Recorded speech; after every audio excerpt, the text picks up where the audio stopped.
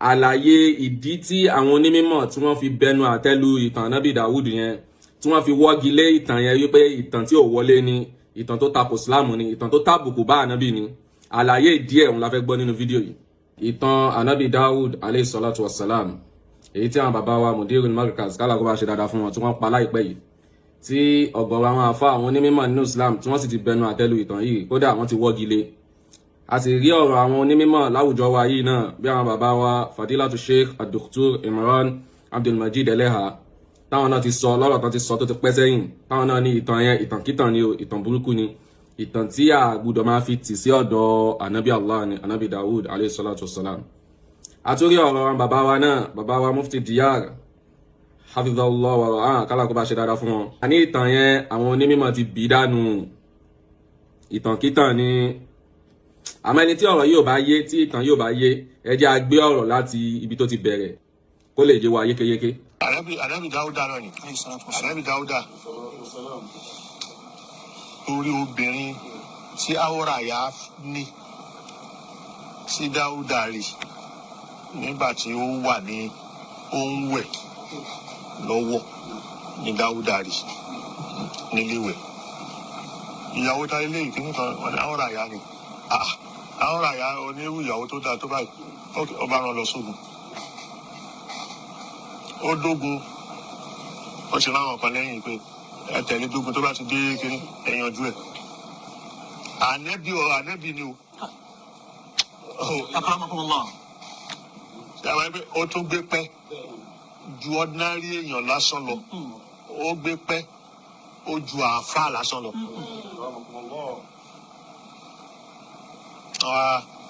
Àwa pa. Alhamdulillah wa salatu wa salam ala rasulillah. Assalamu alaikum wa rahmatullahi wa barakatuh. Ẹ jẹ́ a máa yanjú ọ̀rọ̀ yìí ní kankan báyìí sùn. Ìtàn yìí bí bàbá Mudirul Markaz kálá kó bá ṣe dáadáa fún wọn bọ́n ṣe pa ìtàn yìí ni, àmọ́ ìtàn burúkú ni o, ìtàn tí ò dáa ni. Ìwọ mùsùlùmí tó bá nílà káyè bó tilẹ̀ òun kó kéré mọ́, ọkùnrin ní obìnrin ní ọmọdé ní àgbàlagbà ní irú ìtàn yìí ṣó tàbùkù fún Ànábì Dáúdù ni àbóbuyì kún. Irú ìtàn yìí ṣó ń sọ wípé Ànábì yẹn jẹ́ ni ire ni àbí ń sọ pé ń jẹ́ ni ibi. Irú ìtàn yẹn tán bá pa nípa bàbá rẹ, ìrẹ mùsùlùmí tó ń wò mí yìí, ṣẹ́nu rẹ máa dùn. Kódà tán bá fi irú ìtàn báyẹn tán bá fi tì sọ́dọ̀ rẹ, ṣẹ́nu rẹ máa dùn. Kódà kan wá sọ wípé ìgbà ìmọ̀ kan ni ìtàn yẹn, pé ìgbà ìmọ̀ kan, ìgbà kan tó ti pẹ́ tó mọ̀ ni wọ́n máa fi irú ìtàn báyẹn kan máa pàǹpà rẹ, ṣẹ́nu rẹ máa dùn. Kódà kò ti tú bá ń bẹ̀. So ìtàn yìí ìtàn burúkú ni o. Àwọn afásí ti jáde, wọ́n ti ṣàlàyé pa pé kí ni ọ̀rọ̀ yìí, ọ̀rọ̀ tí ò wọlé ni nínú ẹ̀sìn Islam, ìtàn burúkú ni. Ó ní àwọn lectures tí àwọn bàbá wa Fadilatu Sheikh Imran Abdulmajid Eleha tí wọ́n ti ṣe nígbà tó ti pẹ́, wọ́n ti ṣe nígbà tó ti pẹ́ sẹ́yìn. A rí pé àwọn mùsùlùmí, àwọn ọmọ ìyá wọn gbé jáde láti fi bi ìtàn yìí wó. Ó ní àwọn lecture tó yá sí pé n tó súnmọ́ jù náà ni pé bàbá Mufti Diyar náà ti ṣe nígbà tó ti pẹ́ sẹ́yìn. Àwọn mùsùlùmí gbé jáde láti fi bi ìtàn yìí wó. Àmọ́ n tó ṣe ní láàánú jù òun náà ni wípé àwọn ọmọ kéékèèké míì wọ́n bẹ̀rẹ̀ sí lọ kó àwọn tírà kan jáde, wọ́n mú àwọn tafsiri kan jáde pé ìtàn yìí wà ń bẹ̀, ìtàn yìí wà ń bẹ̀, tí wọ́n fi ń ṣì àwọn èèyàn lọ́nà. Kódà ní tó já sí pé tó wáyé kí bàbá Mudirul Markaz àwọn gánà ti rẹ́dí àti kó ọ̀rọ̀ yẹn jẹ pé ìtàn yẹn ìtàn tí ò dá ní o. Àmọ́ gbogbo àwọn ọmọ yìí wọ́n lè jẹ́ kán jáde kán sọ òdodo yìí. Ọ̀rọ̀ wọn dàbí ọ̀rọ̀ ọmọ tí ń bẹ ní Suratul Kahf tí àyá Qur'an sọ fún wa nípa rẹ̀ wípé wa ammal gulamu fakana abawahu mu'minayn fakhashina an yurhiqahuma tughyanan wa kufra. Ṣé rí ọmọ yẹn o, àwọn òbí rẹ̀ olùgbàgbọ́ òdodo ni wọ́n. A máa ń bẹ̀rù kó má lọ jásí pé ọmọ yìí ló máa sọ wọ́n di pòkí, ló máa sọ wọ́n di kèfèrí. Gbogbo àwọn ọmọ tó lọ ń kó àwọn tírà jáde, tó ń kó àwọn tafsiri jáde dájú pé wọ́n ń ka tírà àmọ́ wọn ọmọ tí ń bẹnu tírà. Wọ́n ń rí nǹkan kọ síbẹ̀ àwọn ọmọ ọ̀gbọ́ yé. Wọ́n bẹ̀rẹ̀ sí ní ka àwọn ìtàn kítan yìí jáde, wọ́n sọ pé ẹ wà nínú tírà lágbájá, wà nínú tírà tàmẹ̀dù. A sọ fún pé ṣé gbogbo tó bá wà nínú tírà ló correct ni? Ṣé gbogbo tó kọ sínú tírà ló wá sọ wípé òkè nǹkan yìí correct? Àbí wọ́n kọ síbẹ̀ láti fi hàn wípé nǹkan yìí tí ò correct ni, tí ò wọlé ni? A wá mú àwọn ẹ̀rí jáde, ìdí táwọn àfáà ṣe bí wó, wọ́n fi wọ́gi lé ìtàn yẹn gẹ́gẹ́ bí bàbá Mufti Diyar bí wọ́n ṣe sọ. Ìdí tí ìtàn yẹn ò fi wọlé gẹ́gẹ́ bí Sheikh Imran Eleha bí wọ́n ti ṣe sọ nígbà tó ti pẹ́ sẹ́yìn. A máa mú àwọn ìdí ẹ̀ wá. Ìdí alákọ̀ọ́kọ́ òun ni fídíò táwọn wò yìí.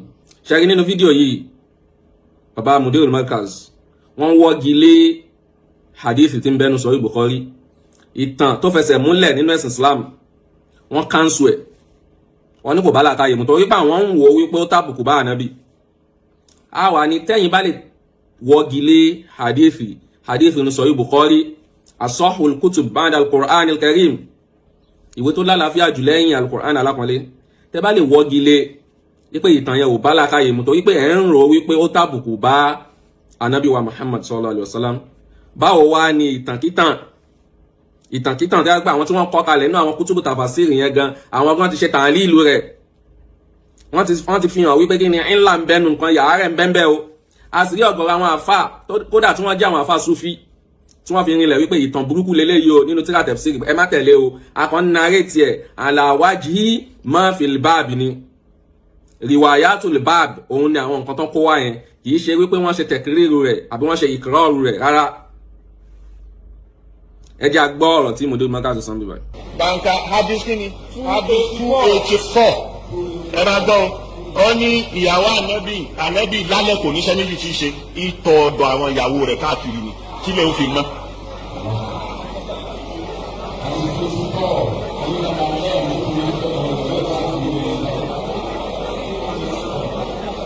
ọ̀yà àbámi. حدثنا عبد الأعلى بن حماد.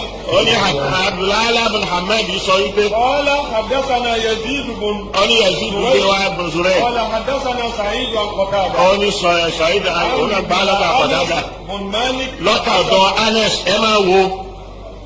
so Anas tó súnmọ́ Nábì Aisha tó déyàwó ẹ máa ibi tí wọ́n máa lọ fi tì sí. ó nìyẹn láti sọ di òótọ́. أن أنس بن مالك حدثهم أن النبي الله صلى الله عليه وسلم كان يطوف على نسائه في الليلة الواحدة. tílẹ̀ bá ti ṣú báyìí kò ní ṣe méjì tó bá ti ń kúrò ní yàrá kan nínú obìnrin ẹ̀ yóò tún bọ́ sí mi yóò tún bọ́ sí mi yóò tún bọ́ sí mi. àwọn mélòó. وله يومئذ. ó ní jọ́nà ìyàwó mẹ́sàn-án ló ní so àwọn mẹ́sàn-án ni ó bá ṣe fáá tílẹ̀ ó fi mọ́. lójúmọ́ fi lẹ́yìnlá lójoojúmọ́.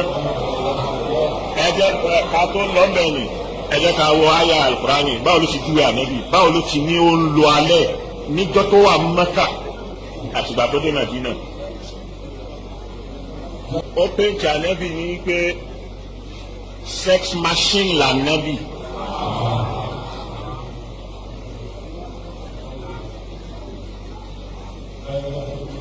pé ànábì womanizer ni èyí tó pe ànábì ni o máa kà á fún yín nìsín èyí tó kà ní. náà gbogbo ala ti gbọ́ nǹkan tí Modul Markaz sọ níbẹ̀ yẹn sìn. àkọ́kọ́ hadith tí ń bẹ nínú Sahih Bukhari wọ́n kánṣu ẹ̀ wọ́n wọ́gilé wọ́n ní tànkítàn ni ẹgbà wa tí wọ́n bẹ wọ́n ní ẹgbà wa kẹgbà wa ni kódà wọ́n ní bá ṣe ń dárúkọ Aisha yẹn bẹ́ẹ̀ wọ́n kàn mọ́mọ́ fi ń ti síbẹ̀ ni láti lè jẹ́ kí nǹkan yẹn lè ní kìmí. wọ́n takò bó lè já sí pé ń bẹ lákọsílẹ̀. so irú ń ta máa wá sọ fún àwọn ọmọ yìí náà bó lè jẹ́ pé àtakò tí Modul ń ṣe ń bẹ̀rẹ̀ kò wọlé o ní tí ò bá ìmọ̀ lọ ni o kò bá mímọ̀ lọ rárá ẹja fìyẹn lẹ̀. a wàá sọ fún gbogbo àwọn ọmọ tó lọ ń kó àwọn tíra jáde àwọn tíra tó ń kà tí ò yé wọn yẹn a sọ fún yín pé kí ni gbogbo ń tẹ lọ ń kó jáde yẹn sẹ́yìn ò rí wípé nǹkan yẹn tàbùkù bá ànábì Dawud ni tó bá já sí pé n tó wọlé náà ni wípé n tó bá tàbùkù bá ànábì wa Muhammad sallallahu alaihi wasallam katako n tó tàbùkù bá ànábì Dawud náà gbọ́dọ̀ tako ló gbọ́ àwọn anbiya'ullah ma'sumun kúrò níbi àwọn kaba'ir àtàwọn fawahish aláti dábòbò wọn kúrò níbi pé wọ́n ń gba ẹ̀ṣẹ̀ ńláńlá àwọn ẹ̀ṣẹ̀ burúkú àwọn ẹ̀ṣẹ̀ pé ẹni tó burú jùlọ láyé gan tó bá fi wé ẹ̀ṣẹ̀ báyẹn tì sí lọ́dọ̀ ẹ̀ yóò sá fún yóò sì deny yẹn pé no ó máa sẹ́. so irú nǹkan yẹn lè wá fi tì sọ́dọ̀ odidi ànábì Dawud ẹ wá ní ẹ ń kanu tíra kan tíra olóhùn yìí kẹtì máa kà ẹ wá ní ẹ ń gba lọ́dọ̀ Abdullah ibn Abbas ń ṣe kínní kan lọ́dọ̀ Anas ibn Malik àti bẹ́ẹ̀ bẹ́ẹ̀ lọ́wọ́ ni wọ́n fi tì sọ́dọ̀ gbogbo àwọn yẹn kí ọ̀rọ̀ yẹn lè bá ní wéètì ni ọ̀rọ̀ tí ò ní isnad ni wọ́n kọ́ lẹ̀ mọ́ orúkọ àwọn ẹni yẹn kọ́rọ̀ yẹn lè bá ní wéètì ni. so eléyìí á wá máa jẹ́ challenge fún ẹnìkan anybody nínú gbogbo ẹ̀yàn ọmọ kéékèèké tẹ́ wọ́n á jáde tẹ́ wọ́n á defend ìtàn burúkú yìí ẹ mú isnad kan wá tó lálàáfíà ẹyẹ kan báyìí tó bá lè rí isnad kan mú wá kódà kó wá ní dárọ́jà kó lè mú kó dẹ̀ ṣe tẹ̀síhìrù ẹ̀ adúpẹ́pẹ́ ẹni muhadith kan láàrin muhadith kan bẹ láàrin tẹ́ bá lè rí isnad kan mú wá fún ìtàn yìí tí dárọ́jà rẹ̀ kódà tó máa wọ bí kíni Hasan Ligoiri yìí ìwọ tó bá lè rí ṣe wàá gba 100,000 100,000 naira ń bẹ́ńlẹ̀ lápò ara ti tèmi tó bá lè rí ìsinádì kan mú wá fún hadith yìí fún ìtàn kíntàn yìí gẹ́gẹ́ bí mùdírù ṣe pa gangan yẹn o torí lára tí ò yí ẹ̀yàn ọmọ yìí náà ni wípé ìtàn yẹn ọ̀nà mẹ́ta ọ̀tọ̀ọ̀tọ̀ lọ́gbà fi ń pàtàn yẹn èyí tó burú jù ń bẹ̀ lè tí mùdírù pa yìí ọ̀nà mẹ́ta ọ̀tọ̀ọ̀tọ̀ ọ̀nà mẹ́tẹ̀ẹ̀ta kò sí ìsinádì fún mẹ́tẹ̀ẹ̀ta àhesọ náà ni àti ọ̀rọ̀ nu bíbélì gbogbo ẹ̀ la máa kà jáde o láti inú tẹ̀fsírì àwọn àfáà súfí kì í ṣe níbi tẹ̀fsírì àwọn àfáà lùsùnà wal jamaa o so àmọ́ eléyìí àkàwé alákọ̀ọ́kọ́ ta kọ́ mú wáyìí òun ló máa púfù fún wa wípé kíni tí Mudir Markaz bá lè tako hadith nínú Sahih Bukhari tán tako ìtàn tó wá nínú Sahih Bukhari nípa Ànábì Muhammad torí kíni torí wípé wọ́n wò wípé ó tàbùkù bá ànábì àní kíni in tó tàbùkù bá ànábì Dawud náà gbọ́dọ̀ tako náà ni so tó bá yẹ pé àwọn bàbá Mudir Markaz wọ́n fẹ́ tẹ̀lé mọ̀bádìí tán ti máa ń lò tẹ́lẹ̀ náà ni tán fi ń tako gba àwọn hadith tó lálàáfíà tán bá rí pé ó fẹ́ tàbùkù bá ànábì àṣé kì í ṣe nítorí pé ó tàbùkù bá ànábì lọ́ ṣe ń tako àwọn hadith yẹn torí wọ́n fẹ́ tako Bukhari ni torí wọ́n fẹ́ tako Sahih Bukhari ni tó bá yẹ pé wọ́n nífẹ̀ẹ́ àwọn ànábì wọ́n dẹ̀ fẹ́ dáàbòbò wọn ni ó yẹ kán tako eléyìí náà bẹ̀ tó pé lè wá láti inú báìbù fẹsẹ̀ rinlẹ̀ wọn ò jẹ́ tako wọn àgbẹ̀ lè wọlé tó bá yẹ pé ní Sahih Bukhari láti rí ni wọ́n á sáré tako wọ́n ní àbùkù bẹ́ẹ̀ fanabi tó bá yẹ pé ìmọ̀ gangan là ń tẹ̀lé tí kìí ṣe fẹ́nu tó gbogbo àwọn àǹbíyá Allah ẹni yìí ni wọ́n ẹni àpọ́nlé ni wọ́n á sì gbúdọ̀ jẹ́ kán pa ìtànkítàn nípa wọn ìyẹn alákọ̀ọ́kọ́ ẹ já lọ síbi ẹlẹ́kejì. Al Madina Online Madrasa, we are booming. Learn Quran Arabic. No dulling. Inside your room. Call or WhatsApp 08133 258 671. Al Madina Day for you.